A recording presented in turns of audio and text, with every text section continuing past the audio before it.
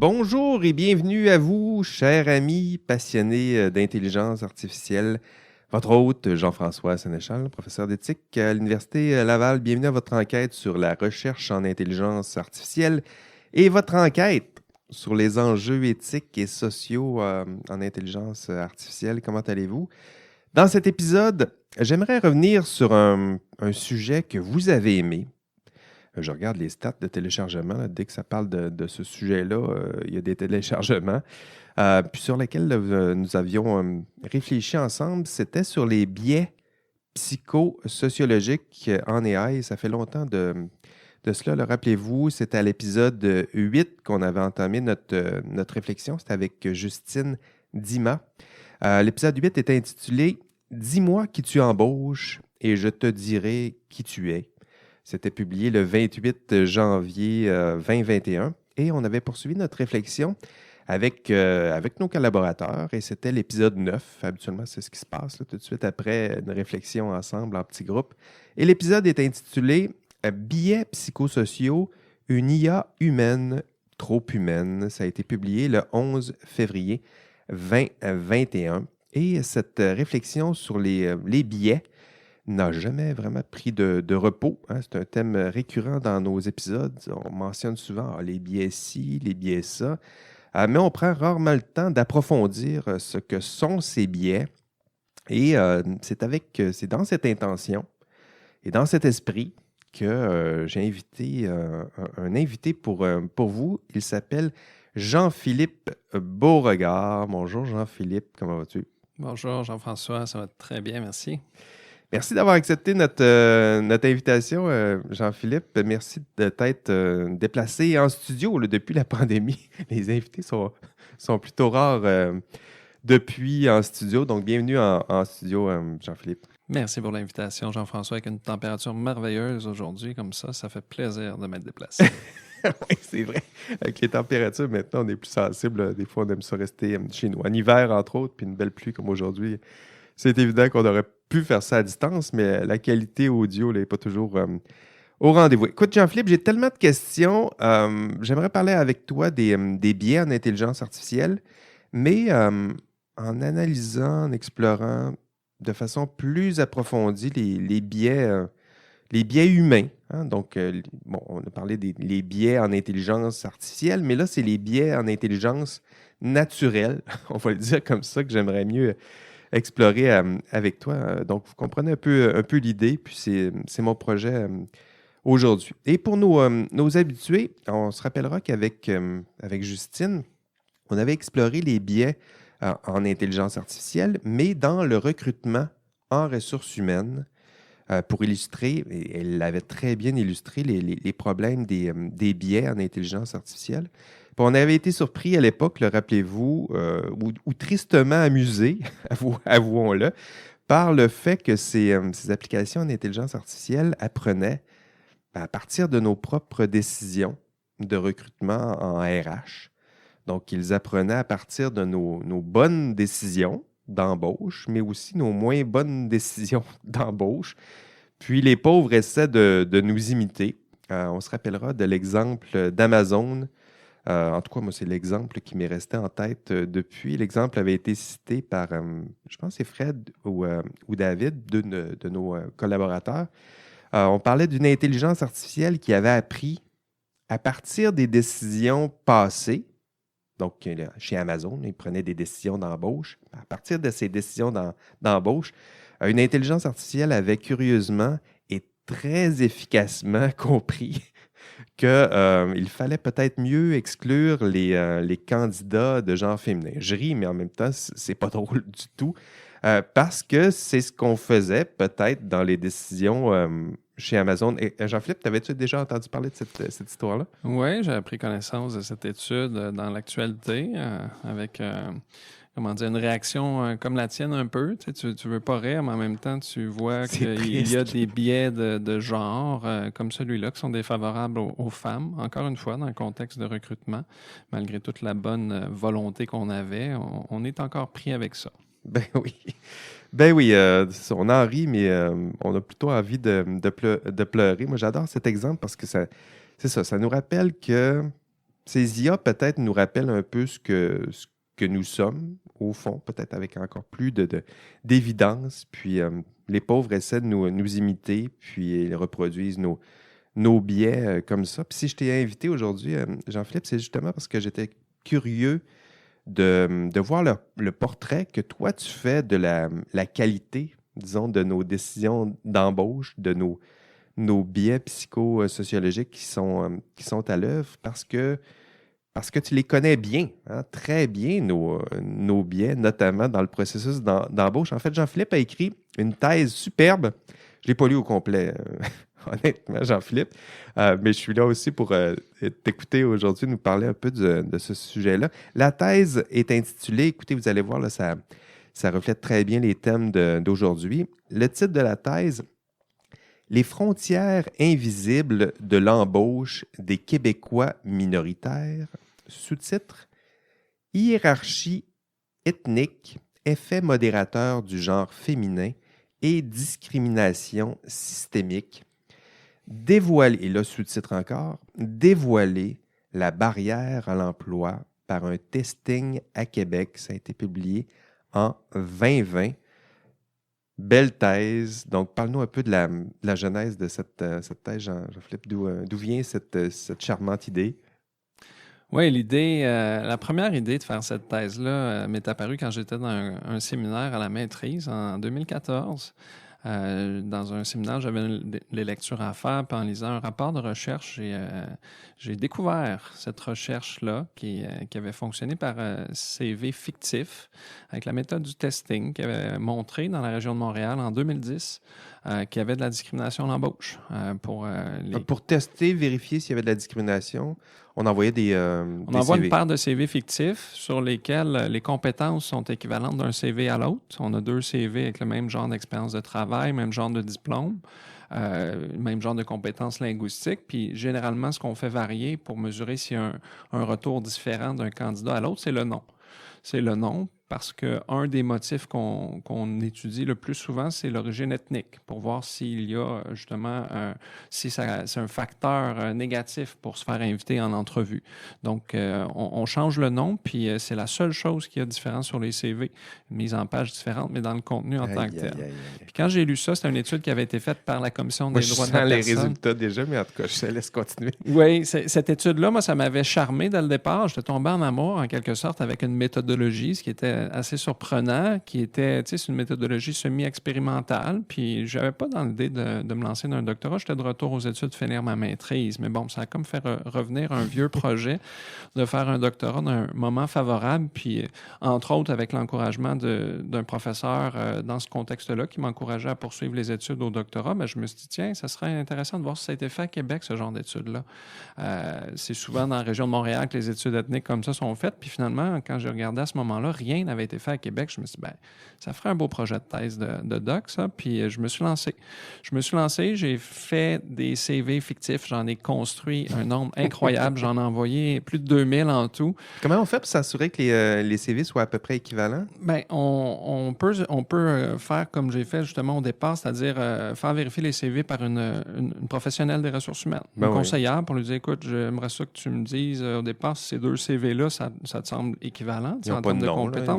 Ils n'ont pas de nom. Puis, tu sais, c'est le même type de diplôme que tu mets dans 2 universités différentes de la région. Puis, les expériences de travail équivalentes, le même nombre d'années dans des employeurs distincts. Puis, ben, à partir de cette base-là qui permet de comparer les retours, ben, tu envoies les CV. Hein, tu envoies des lettres à la poste par voie électronique. Puis, moi, je me suis intéressé sur les 3 mêmes groupes minoritaires, qu'on peut dire, les minorités ethniques, qu'on dit racisées ou visibles dans d'autres contextes, pour voir s'il y avait vraiment un obstacle à l'embauche dans la région de Québec. Puis à ce moment-là, on était dans un contexte de rareté de main-d'œuvre. Mais la différence, ça va se voir avec le nom seulement? Avec le nom seulement. Puis moi, ce qui m'intéressait aussi, c'était une innovation dans ma thèse. Il n'y a pas de photo associée à ça. Il n'y a pas de photo. On est vraiment dans des CV comme il se fait ici au Québec. On ne met pas de photo, on ne met pas de date de naissance, on ne met pas l'état civil. Puis dans le contexte, je m'intéressais aussi pour voir s'il y avait une distinction entre les hommes et les femmes, tu sais, des mêmes origines. Donc, il y a 3 groupes, des gens d'origine d'Amérique latine, d'Afrique du Nord, du Maghreb, ou des candidats là, qu'on disait noir ou d'Afrique noire, Afrique centrale, Afrique de l'Ouest. Donc, il y avait des noms qui étaient utilisés pour susciter, en fait, dans l'imaginaire social au Québec, des conseillers, conseillères en emploi, de ceux qui travaillent en recrutement, pour qu'ils associent ce nom-là à une certaine région, sans nationalité précise. C'est juste un groupe ethnique comme ça, de manière générale. Et au final... Je souris, là, mais je trouve ça... tu sais, comme protocole, je trouve ça fin finot un peu. Là, c'est ça, on va voir à quel point, comment ils réagissent à des noms qui ont de la difficulté à prononcer un peu, puis d'autres... En effet, tu sais, qui sonnent étrangers aux yeux des Québécois, on pourrait dire, là, pour faire simple. Puis, il y a plusieurs résultats surprenants qui sont sortis de ça. À la base, il y a une discrimination qui a été observée, qui varie selon les groupes, varie selon les origines ethniques. Les candidats latino-américains sont un peu moins discriminés, voire pas du tout. Ça augmente beaucoup plus pour les candidats d'origine maghrébine ou les candidats noirs. On va même chercher des extrêmes assez impressionnants. Mais dans les résultats plus surprenants, il y a une discrimination moins élevée, par exemple, pour les candidates féminines. Toutes origines confondues, chaque fois, les candidates, par rapport aux mêmes candidats de cette origine-là, étaient moins discriminés. Mais il faut dire aussi que Bravo aux Québécois. On aurait envie de se donner une tape sur l'épaule pour s'encourager et voir quelque chose de positif là-dedans. C'est le cas. Dans le fait brut, après ça, pour voir les explications qu'il y en a de ça, c'est pas si évident. Mon échantillon était en administration à 75 % d'un milieu typiquement féminin. Donc, il y a peut-être des attentes de la part des employeurs qui ont plus l'habitude d'engager les femmes. Donc, c'est peut-être plus par réflexe, par habitude que par réflexion. Alors, si on change d'autres milieux, en génie, par exemple... J'avais le reste de mon échantillon d'informatique, puis là, c'est moins évident. J'avais pas un échantillon assez élevé pour tirer des grandes conclusions, mais on voyait pas vraiment cet avantage-là. Puis, c'était pas évident que ça profitait toujours aux femmes non plus. Donc, discrimination en fonction du genre, là, ici, c'est pas trop évident de voir des distinctions, mais les autres? En effet. En administration, puis dans l'ensemble de l'échantillon, c'est assez évident. Autre variable surprenante, c'est que le niveau de qualification vient jouer aussi. Moi, j'avais des candidatures pour les emplois, c'est des offres d'emploi réelles qu'on prend pour ça, si je prends le candidat d'origine maghrébine, lui, s'il postulait pour un emploi qui exigeait un DEP ou un DEC, il se faisait discriminer assez fortement. Dès qu'il postulait pour un emploi qui exigeait un diplôme universitaire, un bac, là, tout d'un coup, ça disparaissait. Il était presque plus discriminé. Un peu comme s'il y avait une attente dans la région de Québec que le candidat qui s'appelle, par exemple, Abdallah ou Mohamed, dans les tests que j'ai faits... On les salue. On les discrimine moins parce qu'on s'attend à ce qu'ils soient plus éduqués. Mais c'est le seul candidat, en fait, dans mon échantillon qu'on a observé ça. Deux autres faits qui sont surprenants, une discrimination très élevée pour le candidat qui s'appelait Mamadou. Candidat qui véhiculait... On n'aimait pas Mamadou. L'identité noire, comme ça a été écrit dans un article qui relatait les faits de ma thèse, le téléphone de Mamadou sonnait moins souvent. 3 fois moins souvent, en fait, à compétences égales. Donc, c'est quand même le taux de discrimination le plus élevé qui a été observé. Rien sur le CV ne disait que Mamadou avait étudié ou a eu des expériences de travail ailleurs. Tout était québécois sur son CV. Ses employeurs, les universités, étaient bilingues anglais-français. Mais ses parents avaient eu la mauvaise idée de lui donner le nom de Mamadou. On peut penser ça des fois. Parents, là, je parle de toi. Malheureusement, oui, moi, l'auteur de l'étude en question. Puis le pire, c'est que Mamadou, même pour les employeurs qui s'affichaient d'emblée dans les offres d'emploi pro-équité, diversité, inclusion, dans l'embauche, pour l'accès à l'égalité, c'était le seul des candidats qui était discriminé dans ce groupe d'employeurs-là restreint. Là, on parle d'un petit sous-échantillon. Et dernier fait surprenant, c'est qu'il n'y a pas eu de discrimination du tout qui a été observée pour la candidate d'origine latino-américaine, qui se prénommait Maria. Donc, elle a comparé Marc-Olivier, qui était mon candidat de référence. C'est drôle que tu en parles comme ça par leur prénom. Oui, ça donne une petite idée, tu sais, au moins. Oui, ça donne quelque chose de vraiment concret. Là. C'est ça. Ça pourrait être des vraies personnes. Tu sais, le but, c'est de présenter des candidatures qui sont crédibles. Donc, Maria n'a pas été discriminée. Pas du tout. Comparé à Marc-Olivier Tremblay, il y avait un taux de rappel, ce qu'on appelle le taux d'invitation en entrevue. Marc-Olivier Tremblay, c'est ton... C'est mon candidat de référence. Ah oui, c'est vrai. Celui qui représente, tu sais, c'est ça. C'est le nom de famille le plus commun au Québec. Tu sais, tout le monde parle des Tremblay. C'est vraiment lui qui a été utilisé. C'est tant qu'à prendre un candidat, on va lui donner vraiment le nom, tu sais, de celui qui sonne dans la tête des Québécois, Québécoises comme étant le plus typique, si on veut. C'est vrai. Donc, c'est des faits qui ont été surprenants. Après ça, si on pense un peu à l'impact que ça a eu dans la région de Québec, ça m'a donné accès à certains médias pour parler des résultats de ma recherche, ce qui était un des objectifs qui était poursuivi. Alimenter le débat public, les discussions autour de ça, en amenant des faits. pour qu'on reste pas juste dans on pense qu'il y a discrimination. On pense, ben oui. Ouais. Ou bien des gens, quand je disais sur quoi je travaillais dans ma thèse, ils me disaient, ben ouais, on sait que ça existe à Québec. Ouais, mais ça n'a pas été mesuré. Ouais. On pense on que les faits. Là, on a des faits, on peut même nuancer, on peut dire que c'est pire pour certains, mieux pour d'autres, dans tel domaine, selon tel niveau d'études, etc. Donc, ça m'a permis d'avoir une certaine plateforme pour aborder ça, ce qui a été assez intéressant. D'autant plus qu'en tant qu'homme blanc, pour me donner une étiquette hétérosexuelle, c'est genre, tout ce que tu veux, ben c'est rare qu'on parle de ces enjeux-là. Généralement, c'est souvent des groupes qui proviennent des groupes minoritaires, minorités ethniques, etc., qui vont en parler. Fait que là, peut-être que ça a eu l'effet, je n'ai pas pu mesurer ça, évidemment, mais ça offrait une voie différente pour parler de ces enjeux de nature systémique dans certains cas. Puis pourquoi on t'invitait dans les médias pour parler de ça? C'était quoi l'intention? Des fois, on se fait inviter dans les médias, mais il n'y a pas un agenda caché, mais il y a une intention où ça arrive toujours dans le même cadre. Quel genre de sujet on t'invitait? Pourquoi? Bien, la première fois que j'ai été invité, c'était à Radio-Canada, puis c'est une recherchiste là-bas qui avait épluché la programmation du congrès de l'ACFAS. Elle était tombée sur ma recherche, elle trouvait ça intéressant, puis elle s'est dit, tiens, ça serait intéressant de donner un petit peu de temps d'antenne à cette recherche-là. Puis je pense qu'à l'époque, là, ça remonte ça fait 4 ans de ça. Je pense que c'était pas aussi actuel que ça l'est devenu, tous les enjeux qui touchent à la diversité, à l'inclusion, à Vraiment, là, aujourd'hui, c'est en train de s'intégrer un peu partout. Là. C'est ça a peut-être pris de l'importance avec les années. Fait que c'était peut-être dans le courant, dans le vent, l'esprit, peu importe comment qu'on nomme ça dans l'esprit du temps exactement. Mais je pense que ça arrive au bon moment. Puis je pense qu'il y a un petit quelque chose aussi pour dire, OK, là, on a des données. On peut arrêter juste de faire comme, tu sais. Donc, il y a un intérêt. Puis après ça a été repris dans d'autres types de médias. Mais je pense que c'est dans le souci d'informer la population. À l'époque, il y avait l'idée que le gouvernement provincial voulait faire une consultation publique sur tous les enjeux de discrimination en matière d'emploi, d'accès au logement, à la justice, etc. Donc, c'était quelque chose qui était discuté tranquillement sur la place publique. Ça n'a jamais vraiment eu lieu, mais probablement que c'était dans le contexte qui était favorable pour ça. Puis comme je disais tout à l'heure, le fait qu'on était dans un contexte dit de pénurie de main-d'œuvre, bien, peut-être que les employeurs portaient aussi une oreille plus attentive à ces enjeux-là, pouvaient peut-être plus s'y intéresser tout d'un coup, si ça pouvait les aider à recruter les personnes désirées pour combler leurs besoins en main-d'œuvre. Vraiment trippant, des résultats vraiment intéressants, surprenants. Est-ce qu'il y a des résultats qui t'ont pas surpris du tout? Tu savais que ça allait sortir? Puis Bien, les résultats sont très comparables à ceux de la recherche similaire qui avait été faite dans la région de Montréal. Donc, candidats masculins, noirs, d'origine arabe sont les plus discriminés. Il reprend, tu sais, c'est quoi les explications derrière ça? Mon étude ne permet pas de le dire, mais en fouillant dans la littérature pour trouver des schèmes explicatifs, bien, probablement que c'est des stéréotypes très négatifs qui sont assez omniprésents dans notre culture, véhiculés abondamment dans les médias. Dans les James Bond, en tout cas, c'est souvent eux autres les méchants. C'est ça. Les gangsters, les terroristes, les gars des gangs de rue. On est très cliché, mais en même temps, c'est sûr qu'on est influencé par ça. Puis tu as introduit ce qu'on va aborder tout à l'heure quand on parle des biais psychosociaux, des biais inconscients.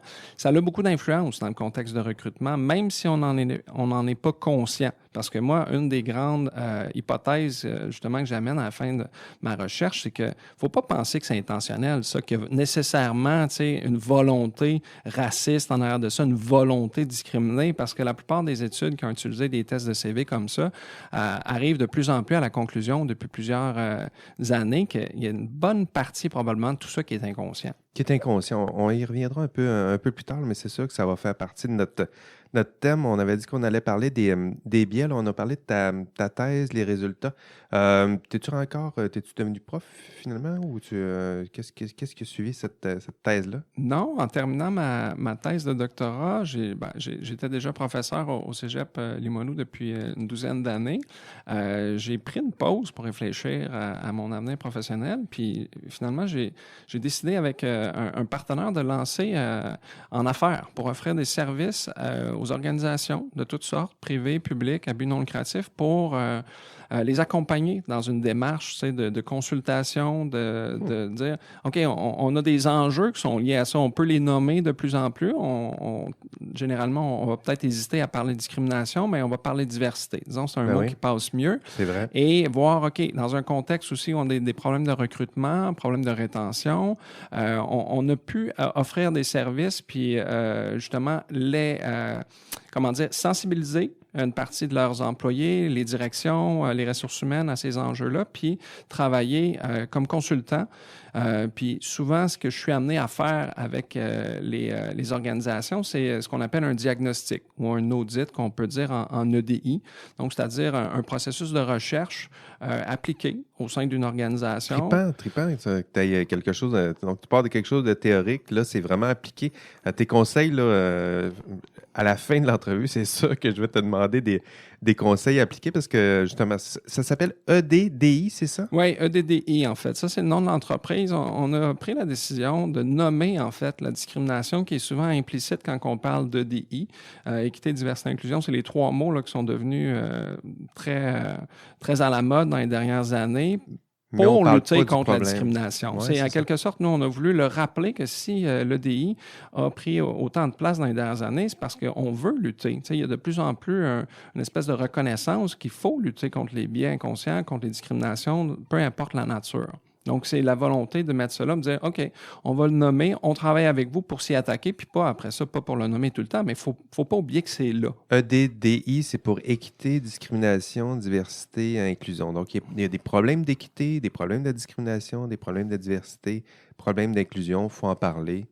Pas juste EDI en nommant les idéaux, mais en mentionnant aussi les problèmes qui sont liés à ça.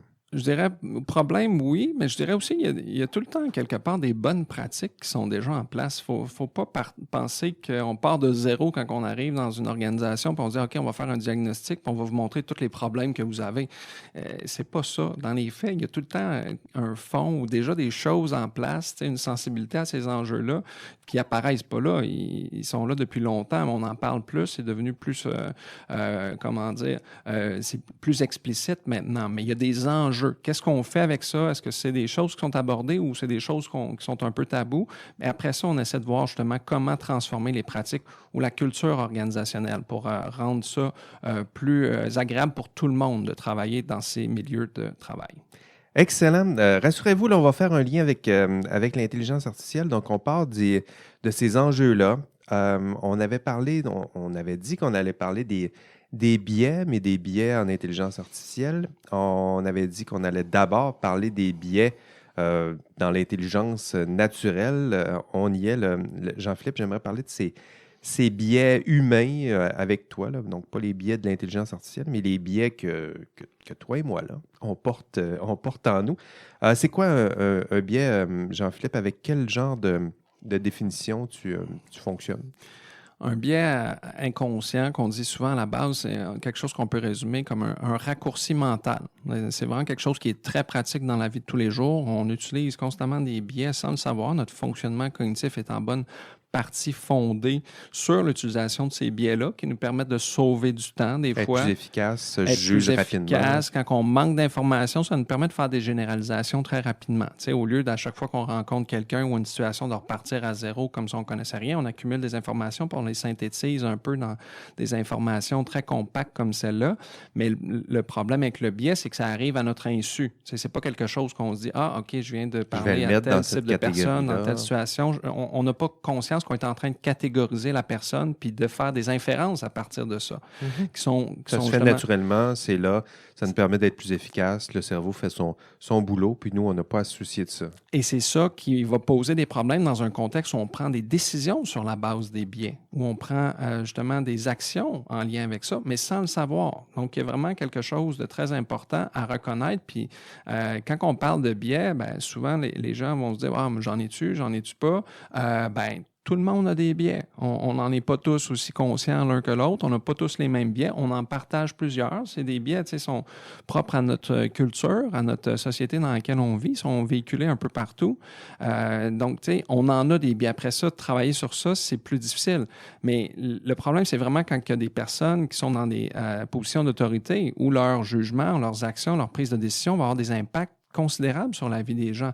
Quand on parle d'un contexte de recrutement, donner accès à une personne ou non à l'entrevue, c'est quasiment décider s'il va avoir l'emploi ou pas. Ben oui. Si on est déjà en emploi, donner ou pas la chance à la personne d'être évaluée, sans biais, ben c'est quasiment avoir une prise ou deux contre toi si tu n'appartiens pas au groupe dominant. Si tu n'es pas quelqu'un qui ressemble aux autres par rapport à tes caractéristiques, ton identité, peu importe c'est quoi, ben il y a quelque chose qui pose problème. La même chose quand on parle des biais qui peuvent avoir un impact sur le licenciement. Dans certains groupes de personnes vont être licenciés plus rapidement que d'autres. Donc, ça a des impacts sur notre activité essentielle. Donc, c'est inconscient, c'est là, puis il y a des conséquences à tout ça. On va geeker un peu plus profond là, sur les biais, les catégories de biais. Ça ressemble à quoi on les classe comment? Est-ce qu'il y a des catégories en fonction du temps, du jugement? Comment ça fonctionne? Il y en a des dizaines et des dizaines de biais, là. C'est vraiment quelque chose de très, très vaste. On va souvent voir que les biais sont classés selon les motifs sur lesquels ça repose. Tu faisais référence tantôt à l'expérience qui a été faite chez Amazon. Ben là, on parlait d'un biais de genre. C'est un biais qui va désavantager les femmes. Okay. Donc, à la base, c'est tout le temps le biais contre un groupe de personnes données, contre un groupe de personnes qui a telle caractéristique. On peut aussi voir des biais qu'il y a dans un contexte social donné, qui sont liés à des activités, les biais de recrutement, les biais typiques de recrutement. Puis je pense qu'on aura la chance d'approfondir la question. Oui, j'ai une belle question pour toi après. Là. Ça reste très difficile à analyser les biais de manière séparée. Quand on veut les décortiquer, les biais, on parle d'un processus cognitif qui est difficile de toute manière. On ne peut pas prendre une photo de ça comme on prend une photo avec un test de CV sur un moment donné, mais les biais, en plus, interagissent ensemble. Il y a plusieurs biais qui peuvent venir oui, ça peut se cumuler. Là. C'est pas parce qu'il y en a un qui est à l'œuvre que l'autre, il se tait. Là. Pas du tout. Chacun prend sa place, puis souvent, ils se regroupent tous ensemble pour influencer comment on agit, les décisions qu'on prend. Donne donc peut-être un exemple ou deux de biais qui sont peut-être les plus fréquents dans le processus d'embauche. Là. Comment on les nomme? À quoi ils ressemblent, ces biais-là? 2-3 exemples. On peut penser à l'effet de halo. On peut voir sur le CV d'une personne ou quand la personne est en entrevue quelque chose d'exceptionnel que la personne a fait. Et à partir de ça, on va faire comme si tout l'ensemble de sa personne avait cette compétence-là partout, comme si c'était une merveilleuse personne. Notre attention est attirée par un événement ou une partie du CV, puis tout à coup, ça prend toute la place. Donner l'exemple d'une personne qui a étudié à l'université de Harvard, puis là, tout d'un coup, tu dis « Ah, mon Dieu, c'est sûr que c'est un excellent chercheur, excellent professeur, excellente personne pour diriger des étudiants à la maîtrise ou au doctorat. » Mais ça peut aussi être à l'inverse. Ça peut être à partir d'un élément qui n'est pas exceptionnel, mais que tu considères plutôt comme quelque chose qui n'est pas positif, que tu vas étendre à l'inverse au reste de la personne. On peut aussi voir le biais de confirmation. Si on a tendance à voir sur un CV ce qui correspond déjà à l'idée qu'on se faisait d'une candidature. Si en voyant le nom, par exemple, d'une personne sur le CV, on se dit, là, avec un nom pareil, Mamadou, c'est sûr que il va avoir tel type d'expérience, puis il n'aura pas étudié dans les meilleures universités. Puis là, sur le CV, tu dis, tu vois, je l'avais dit, c'est là, ces deux affaires-là. Puis tu vas faire abstraction complètement du reste du CV. Tu vas juste focaliser là-dessus. Fait que le biais de confirmation vient renforcer les préjugés que tu avais sur la personne, les stéréotypes qui est justement auxquels tu peux être sélectionne l'information qui confirme ce qu'on pense.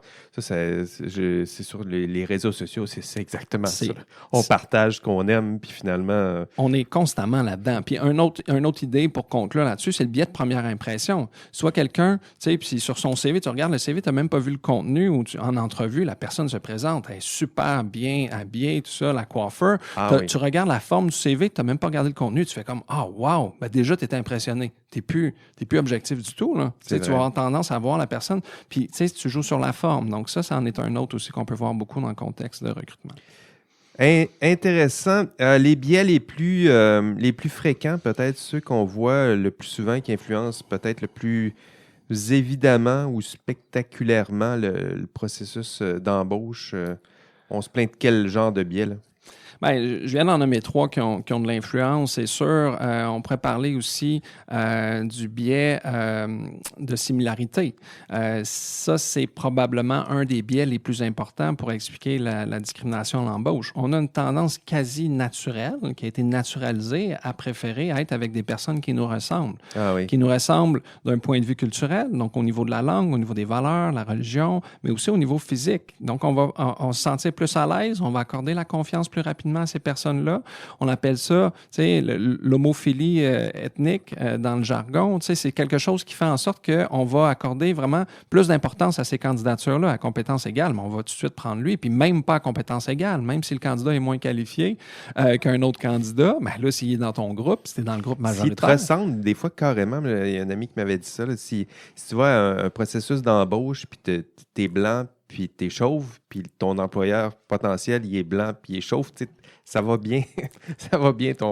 Tu peux déstresser un peu, là, ça devrait bien aller, là, ton entrevue. Exactement. Fait que c'est des biais comme ça, puis on peut penser aux biais d'information négative aussi. Tu vois une référence sur le CV que tu dis, ouais, c'est quoi, je connais même pas ça, cette université-là, cet employeur-là. La personne arrive 5 minutes en retard à son entrevue. Tu peux avoir de la difficulté en tant que recruteur à dire, à pas accorder une influence négative à ça. C'est un fait à part, mais qui vient peut-être justement biaiser tout le reste de ton évaluation des candidatures. Oui.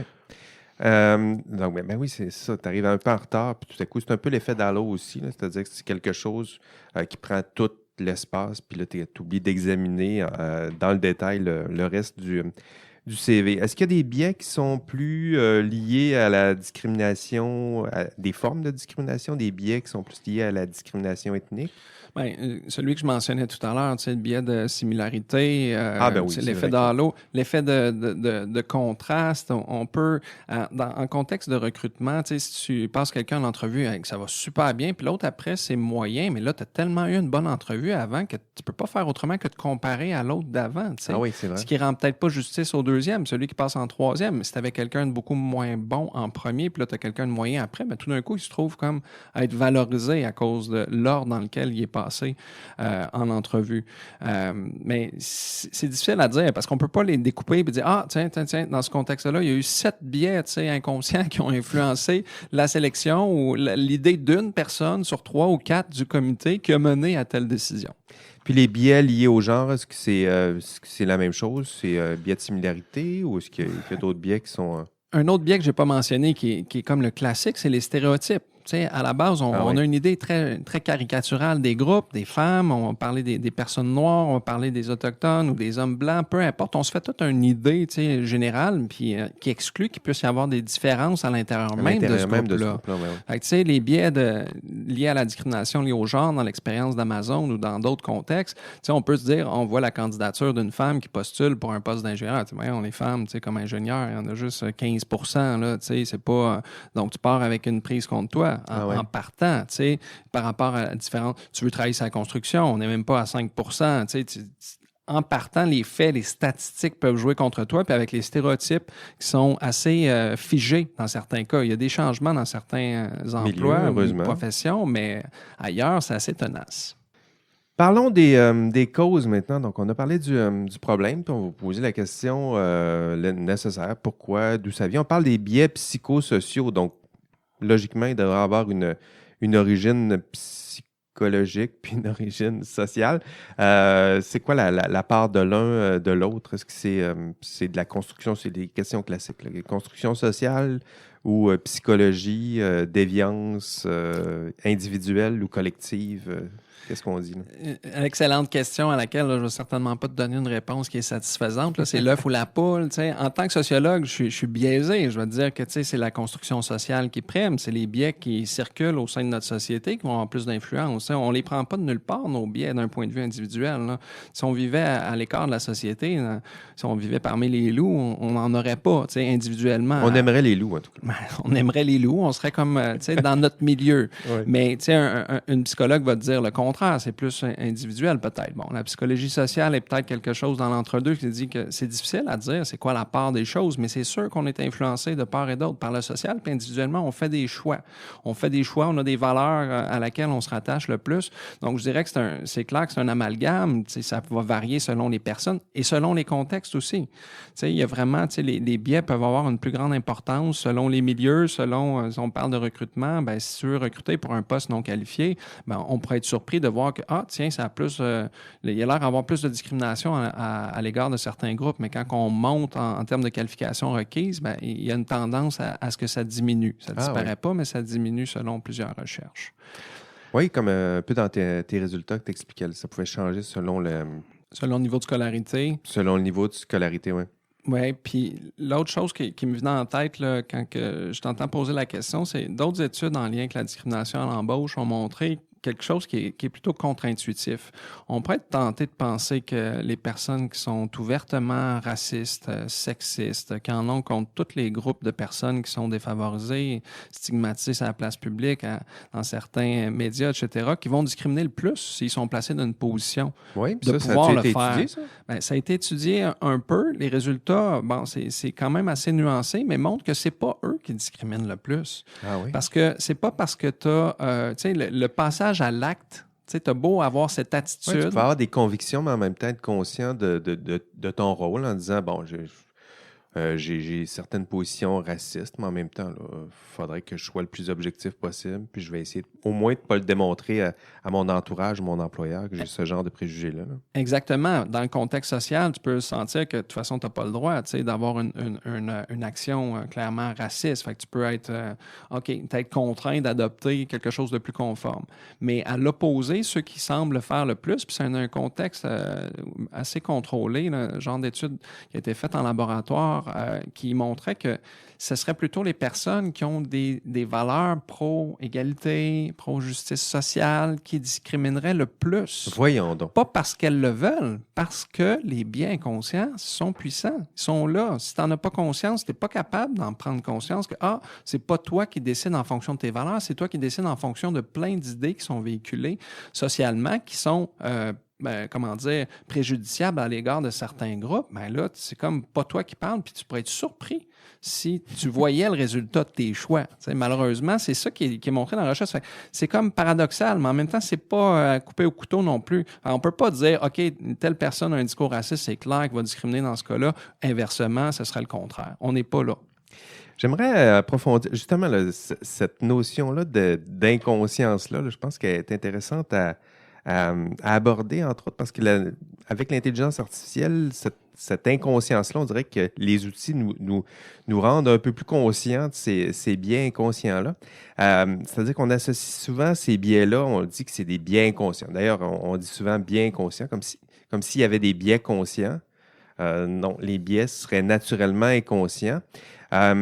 Tu l'as dit, là, l'inconscience, c'est parfois utile. Parfois, c'est, entre autres, là, pour décider de la responsabilité de quelqu'un. Si on sait que c'est inconscient, si on se dit que c'est inconscient, on peut se dire aussi, ben, c'est pas de ma faute. Hein, pour le décideur, c'est facile, c'est des biais, c'est inconscient. Donc, c'est pas de ma faute. J'aimerais pousser un peu plus loin ce genre de raisonnement-là. Est-ce que ces biais, est-ce que ça devient autre chose à partir du moment où je suis conscient de ces biais-là? Hein? Donc, c'est un peu méta-cognitif, là, ce que je te dis là. Par exemple, si nous avons tendance, disons, à juger plus favorablement, tu le disais, les personnes qui nous ressemblent, si je connais l'existence même de ce biais-là, puis que je suis conscient de cela, si je ne fais rien, est-ce que ça devient autre chose qu'un biais? C'est une excellente question, encore une fois. Parce que l'intelligence artificielle, on va le voir, là, puis pourquoi je te pose la question? Ouais. Parce que l'intelligence artificielle, des fois, nous oblige à voir ça. Mm-hmm. Il y a un biais, il est mesurable, c'est un biais de discrimination à l'endroit du genre, c'est 1,3 %, puis ils vont te dire la statistique. Là. Donc, une fois qu'on a le biais, est-ce qu'on a l'obligation d'investiguer ou de changer, poser une action pour rétablir la justice? C'est là où je vois entre le biais qui est inconscient puis le biais une fois révélé, est-ce que ça devient d'autres choses? Ouais, je pense qu'il faut distinguer dans ce cas-là l'intention du résultat de l'action qui va être posée sous influence des biais. Tu sais, tu as beau être conscient de ton biais, si tu prends une décision qui a des impacts négatifs, tu sais, qui sont jugés illégitimes, illégaux sur certaines personnes en matière de recrutement ou dans d'autres accès à des ressources, à des services, bien, je pense que la responsabilité est là. Tu sais, quelqu'un qui voit les résultats, qui est dans une position d'agir pour changer les choses, dire faut réviser nos pratiques, faut faire une évaluation pour voir c'est où que ça bloque, c'est quel type d'outils qu'on utilise qui peuvent même nous biaiser. L'intelligence artificielle, c'en c'en est un, mais on a beau utiliser une grille pour évaluer des CV ou une grille de questions qu'on pose en entrevue, l'outil en tant que tel peut être biaisé. On va faire quoi dans ce cas-là? On va dire, ben non, on a utilisé une grille, on a utilisé 2 La grilles. grille est nécessairement objective, mais celui qui a conçu la grille était biaisé, puis la grille... C'est le parallèle à faire avec l'intelligence artificielle, tant qu'à moi, il est là. C'est pas parce qu'on a créé des outils avec l'intention que ça soit objectif que forcément ça va l'être. Après ça, si les résultats que l'on peut observer, c'est que ça a des impacts négatifs sur certains groupes de personnes,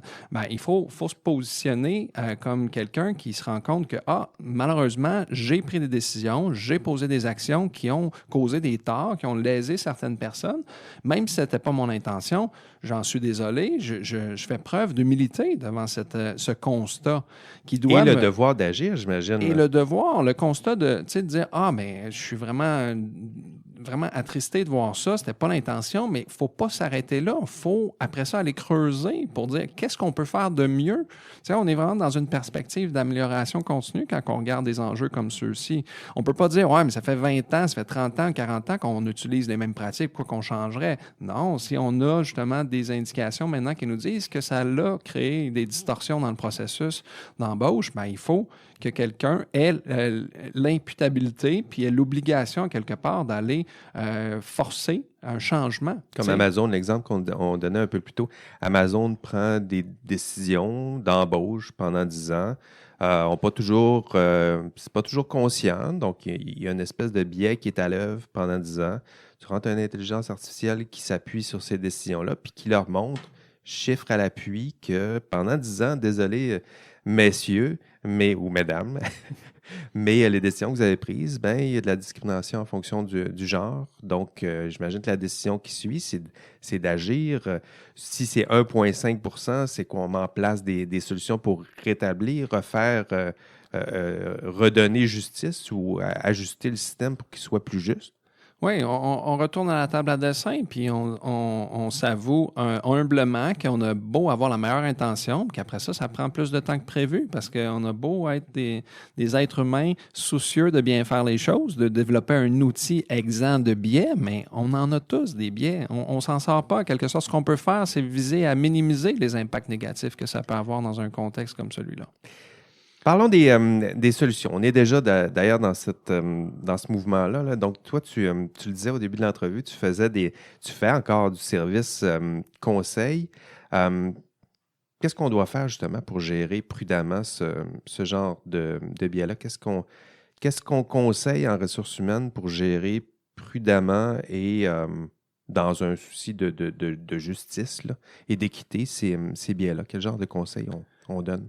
Bien, plus que des conseils, c'est vraiment des actions concrètes pour essayer de sensibiliser les gens à l'existence de ces enjeux, de ces biais dans le contexte de recrutement, à l'existence du fait que certains groupes ne sont pas sur un pied d'égalité quand vient le temps de postuler pour un emploi ou pour essayer de signer un bail pour un appartement.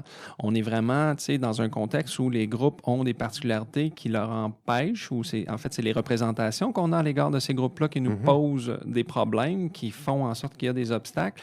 Essayer de lutter contre ça. Donc, je pense que le contexte de formation, c'est quasiment un passage obligé pour dire, OK, là, on va s'assurer que tout le monde ait des connaissances de base. Un cours 101 sur les biais dans le contexte de recrutement pour les amener à dire, OK, c'est des informations que je n'avais pas, je ne connaissais pas ça, j'ai des connaissances maintenant, je vais pouvoir mieux réfléchir à ma pratique. Il y a en arrière de ça la volonté d'amener progressivement une transformation au niveau du rapport à des activités qu'on considérait tout à fait d'un point de vue positif avant, et à voir que, comme tout le monde, on peut avoir des biais dans ce contexte-là. Donc, amener la personne, après ça, à réfléchir individuellement au sein d'une équipe, idéalement, que les gens puissent s'en parler, parce que c'est pas quelque chose qui se fait facilement tout seul non plus.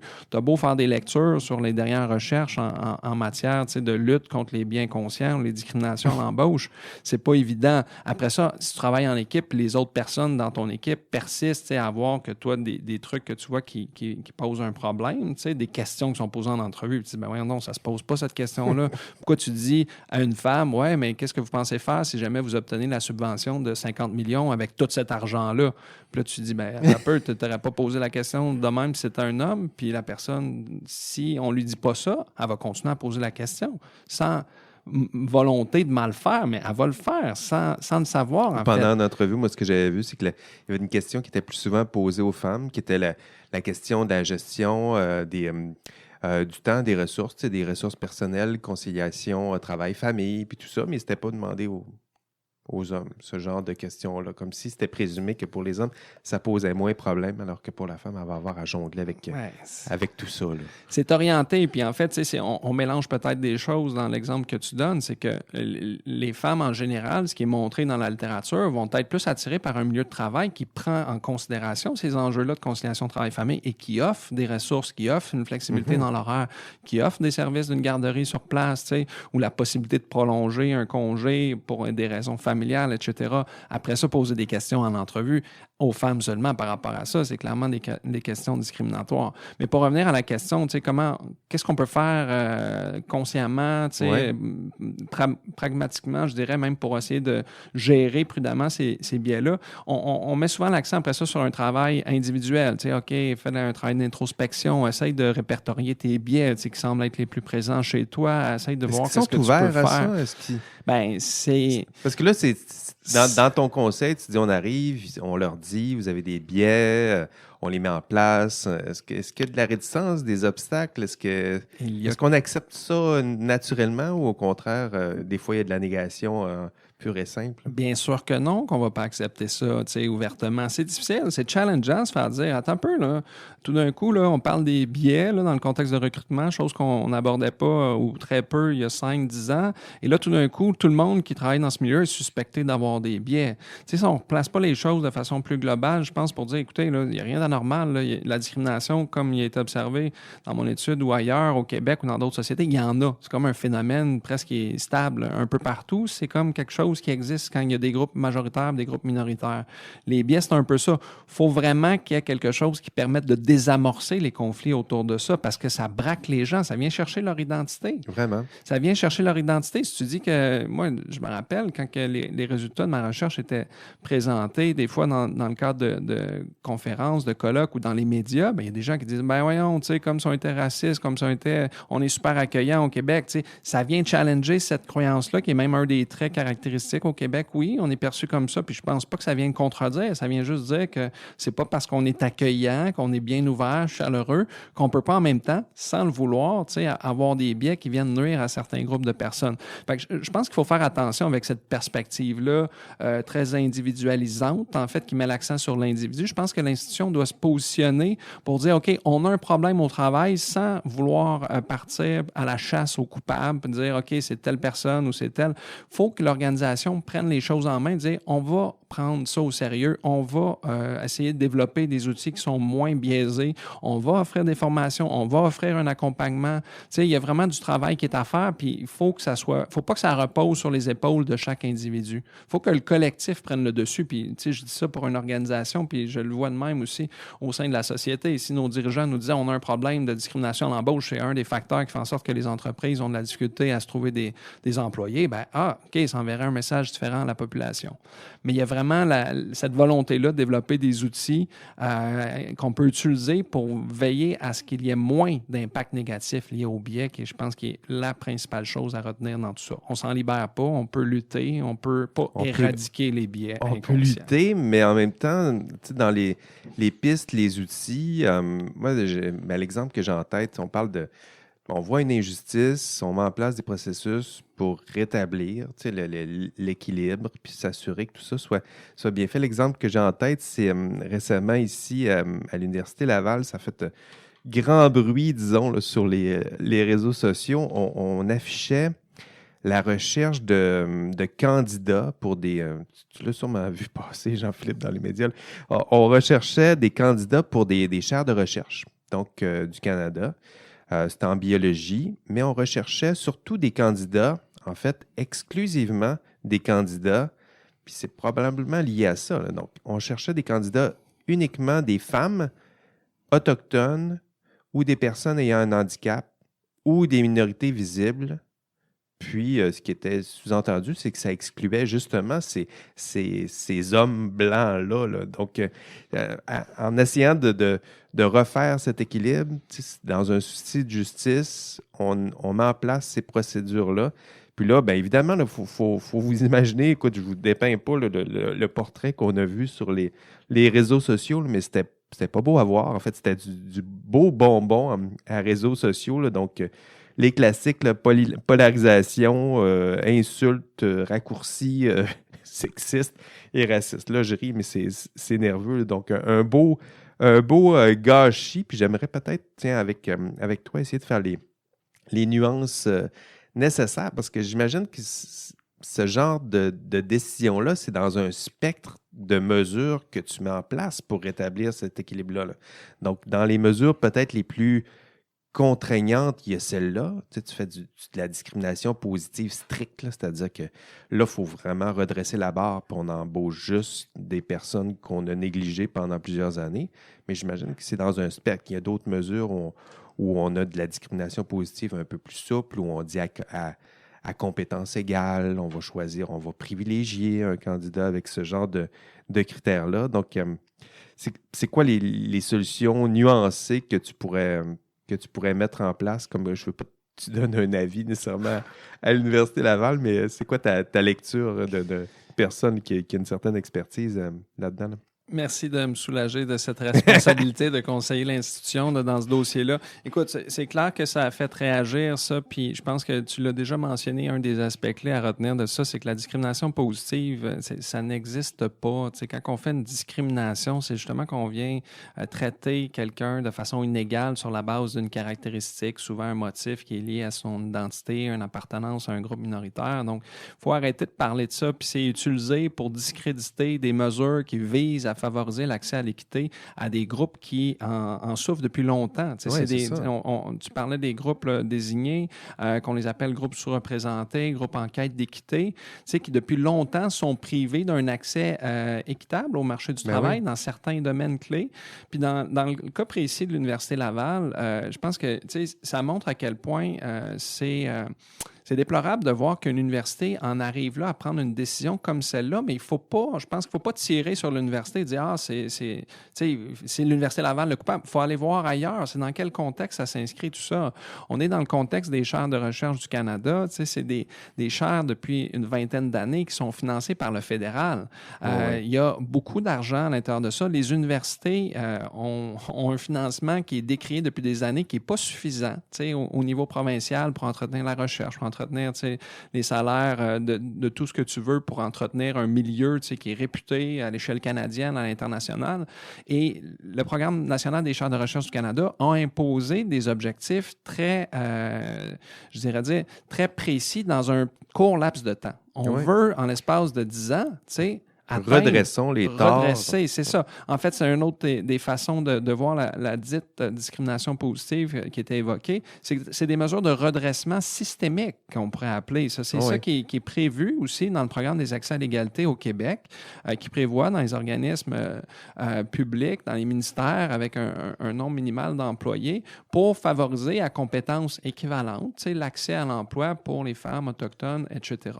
Mais dans ce cas-là, le programme des chaires de recherche du Canada dit aux universités canadiennes, OK, on lance un projet, on veut créer d'autres chaires de recherche à l'Université Laval ou à l'Université de Montréal ou à l'Université d'Ottawa, vous en voulez, OK, vous postulez, mais pour les avoir, comme on a fait les calculs, puis on a évalué c'était quoi votre pourcentage d'hommes blancs qui étaient titulaires, puis les pourcentages des femmes, vous avez des problèmes avec les objectifs pour tous les groupes désignés. Si vous en voulez une de plus, il faut que ça soit un de ces candidats-là, une de ces candidates. Si c'est un homme blanc non handicapé, qui n'est pas en situation de handicap, dans ce cas-là, on ne pourra pas accorder justement la subvention, puis vous ne pourrez pas engager un nouveau prof, puis essayer d'attirer plus de monde.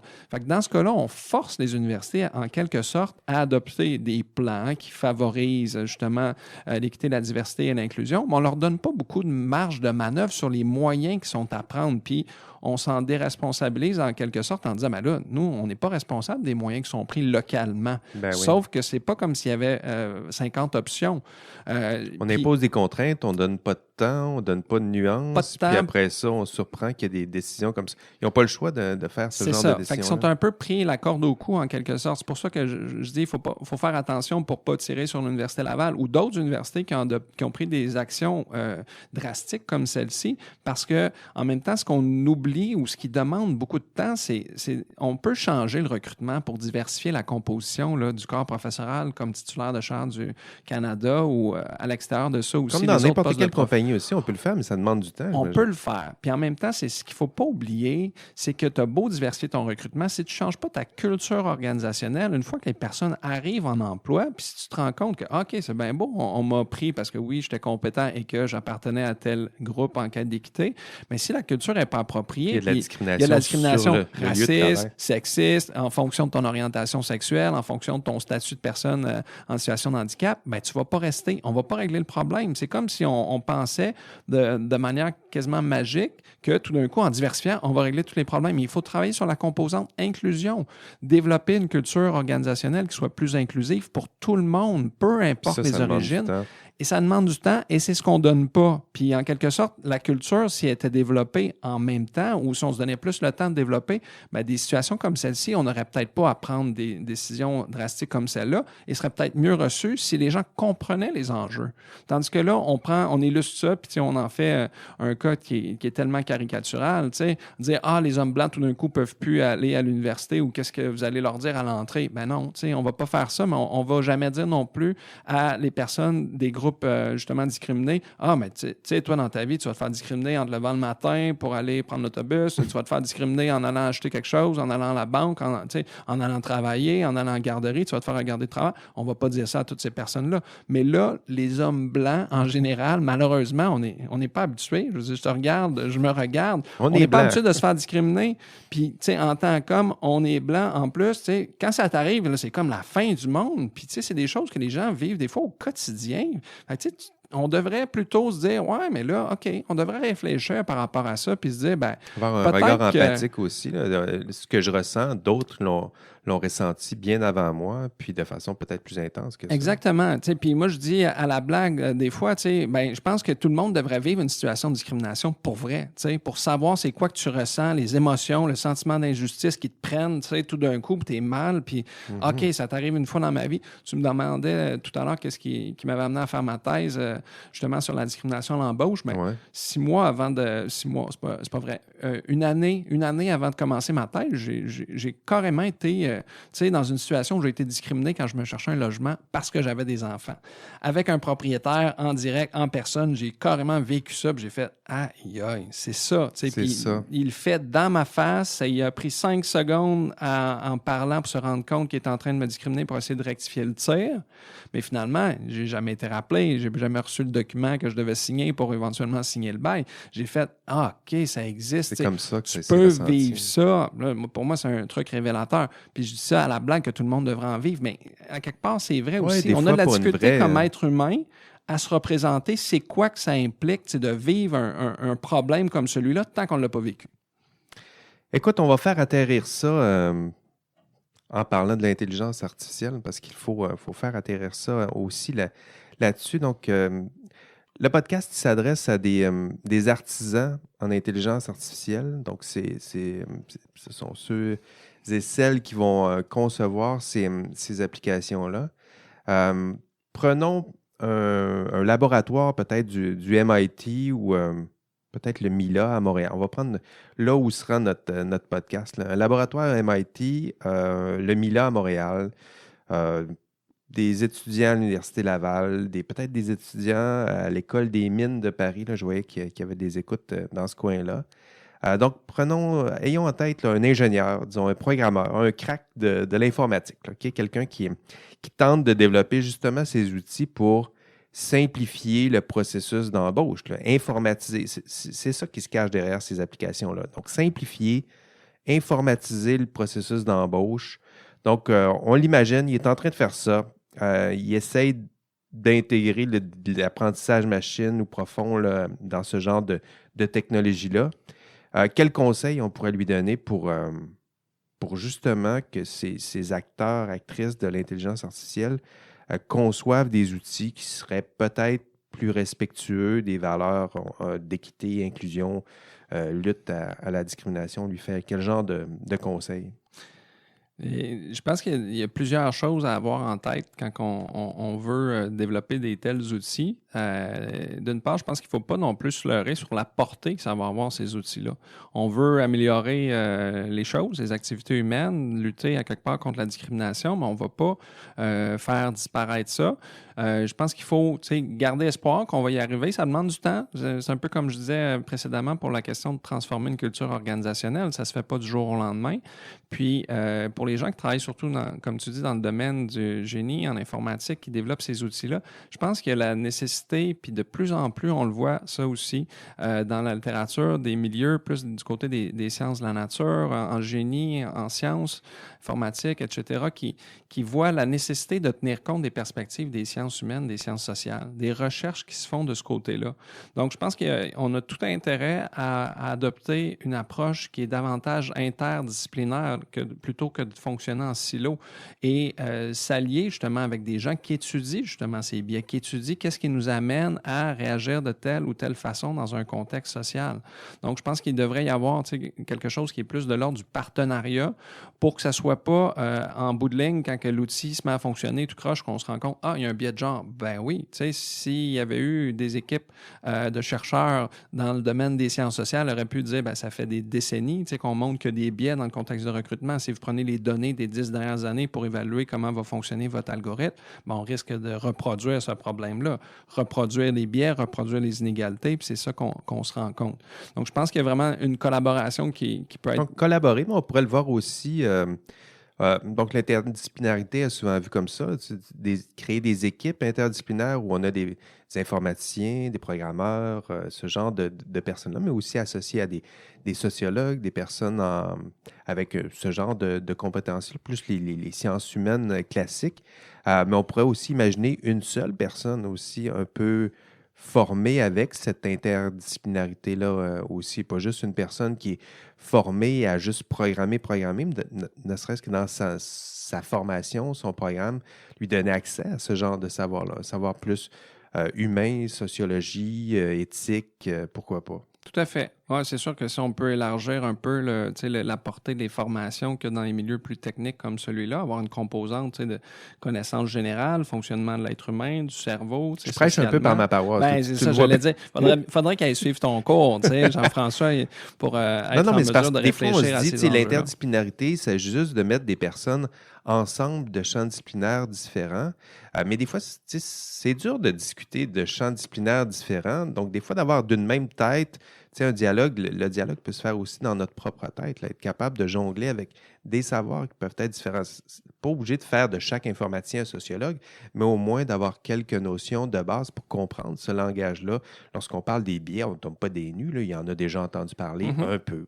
Il n'est peut-être pas capable d'en discourir aussi longuement que toi, mais au moins, il y aura les bases. Oui, je pense que tu poses bien une piste de solution. C'est pas évident que des gens de deux champs d'études complètement différents vont du jour au lendemain se mettre à travailler ensemble, puis que tout va bien aller, que ça va être harmonieux, mais d'être ouvert à la situation, de faire preuve d'humilité quelque part. Tu développes des outils techniques, il faut que tu aies, je crois, quelqu'un ou des gens qui sont formés spécifiquement ou qui ont comme des compétences complémentaires pour comprendre qu'il y a des enjeux sociaux qui sont rattachés à ça. N'importe quelle technologie, il y a des enjeux sociaux. De plus en plus, tu développes quelque chose dans un domaine du génie, il y a des considérations sociales. On ne développe pas des choses d'une seule façon. On ne fait pas un coussin gonflable dans les voitures pour sauver des vies sur un format unique comme on a fait pendant des années, qui était fait sur des mesures de l'homme standard. OK, il y a des femmes, ils n'ont pas les mêmes, la même physionomie, ils n'ont pas la même grandeur, n'ont pas le même poids. On tient compte de ça de plus en plus dans plein d'applications technologiques. Donc, je pense qu'il faut le faire. Mais il faut vraiment être ouvert à travailler avec des gens pour que ce soit complémentaire. Je pense qu'il faut abandonner cette idée-là qu'on va développer un outil comme ça. Je pense à une entreprise avec qui on collabore dans la région de Montréal. Ça s'appelle Elis, qui est une entreprise qui a développé un outil technologique pour lutter contre les biens conscients puis favoriser la diversification du recrutement. Peu importe les entreprises. l'entreprise. Puis l'organisation en tant que telle fait une analyse à partir des données que tu as dans ton entreprise, quel genre de candidature tu reçois, quel genre de candidature a été, engagée dans les dernières années, fait un profil de la diversité, un profil de ceux qui vont postuler, ceux et celles qui postulent. On va analyser les campagnes de recrutement. C'est quoi le langage qui est utilisé? Dans quelle région c'est diffusé? Dans quelle, sur quelle plateforme tu vas afficher? Qui vont faire des recommandations après pour dire, bien, écoutez, si vous voulez mieux rejoindre certains groupes, justement, des diversités, bien, il faudrait plutôt employer telle méthode que vous ne faites pas actuellement, aller dans tel milieu. Et quand on a été approché par cette entreprise-là, elle nous disait, mais tu sais, nous, on développe un outil technologique. On est de ce côté-là. On a c'est une start-up qui développe un produit, mais en même temps, nous, on a besoin d'une compagnie qui va aussi offrir autre chose pour nous accompagner là-dedans. On a beau offrir l'outil, si on ne développe pas une culture organisationnelle inclusive, qui tient compte de ça, pas juste dans l'utilisation de l'outil, mais dans l'intégration des employés, dans la gestion des ressources humaines, dans les messages qui sont véhiculés par la haute direction, dans le leadership. Est-ce que c'est un leadership qui est inclusif?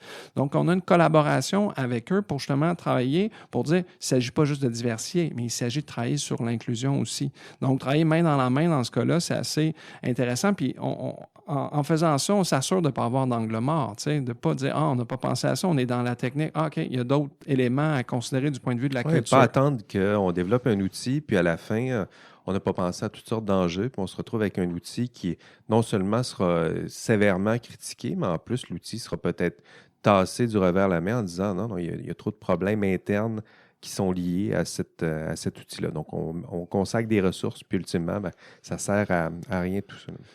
Et c'est un très beau projet, je dirais. Puis, on a vu avec ce que tu citais en introduction, avec l'outil qu'on a voulu développer chez Amazon, l'idée est bonne. On ne peut pas être contre la vertu. Après ça, dans la réalité, comment fonctionne cet outil-là, puis quand on voit la complexité qu'il y a à partir d'un biais qui est détecté, puis là, les gens ont peur, on recule, on met ça de côté.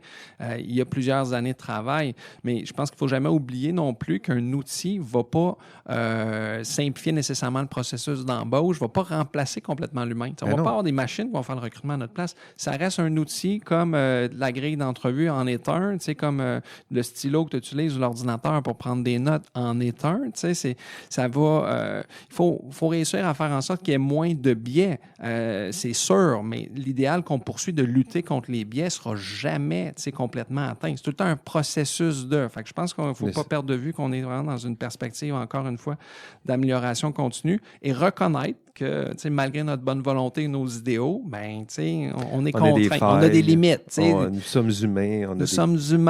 On a des limites au même titre que la technique là, qui a été développée par Amazon. Ça montre, tout d'un coup, on avait peut-être des gens qui croient que la technique pourra régler plein de nos problèmes. Moi, en tant que sociologue, j'ai des doutes par rapport à ça.